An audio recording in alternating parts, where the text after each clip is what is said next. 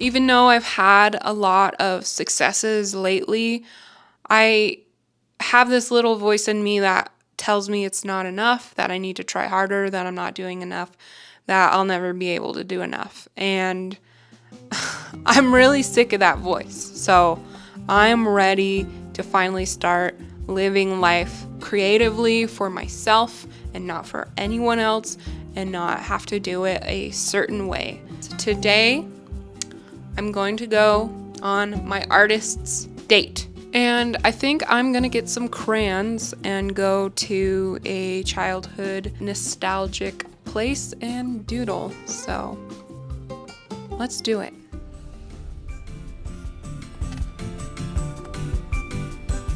You may be wondering what an artist date is. It's the idea that comes from the book The Artist's Way. I was really intrigued to try this course for myself after hearing Applecheeks talk about it. It's basically a 12-week course for artists who feel blocked or need some creative guidance. I think it resonated with me because I was feeling like art had changed for me after deciding to pursue it as my career. It was no longer casual or just for fun. Now I was serious about it. Each week you're tasked with taking yourself out on an artist date. Just you alone to do something that your inner artist child would want to do. It doesn't even have to be art related. The goal is to fill up your inner art well to inspire your creativity. I took myself to my childhood park where I grew up for most of my life. This was actually more challenging for me than I thought because it brought up memories of my family and the good old days that I realized I really missed. Struggle is real to have this artist date. The bees and wasps won't leave me alone. So I'm gonna look for another spot. Hopefully this will go better.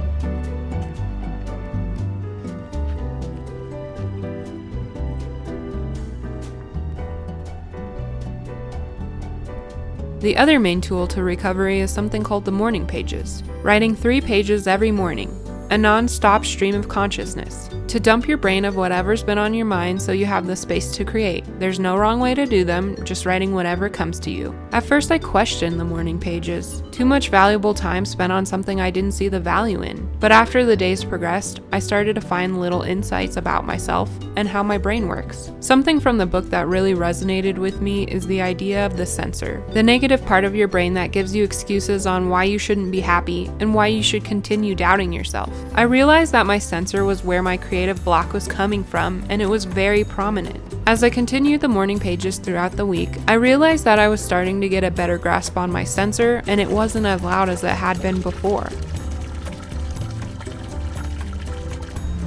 I had such a crazy, unique experience today. I was walking over to the rose garden where Mark and I got married. I saw a very elderly lady sitting down and she couldn't get up.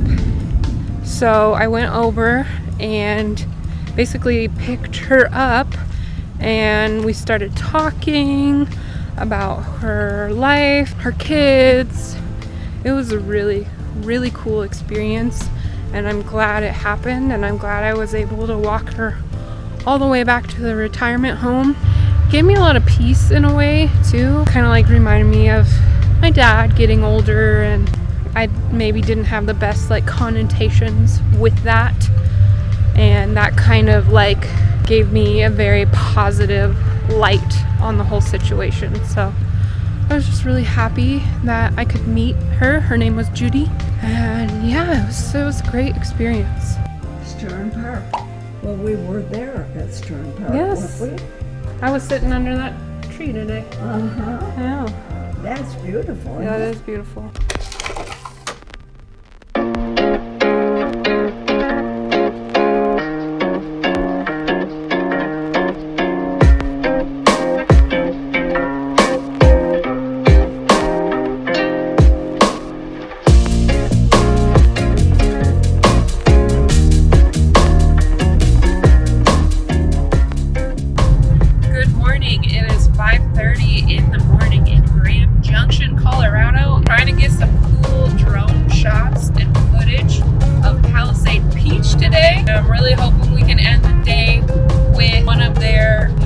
ciders and maybe some fruit. So that's what I'm hoping for today. So let's go!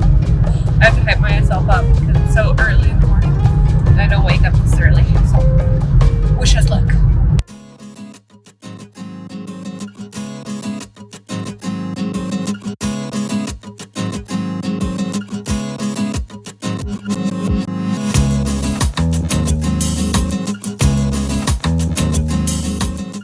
Mark and I had the privilege of visiting a peach farm in Palisade for his work. He was out there filming a commercial and I decided to tag along. It was one of the most beautiful and unique experiences I've ever had. I'm really grateful I decided to go with him instead of work. And I think that the artist way is showing me that life is about experiences and pushing yourself outside of your comfort zone. It can definitely be an uncomfortable process, and I think I experienced that the most with my artist state this week.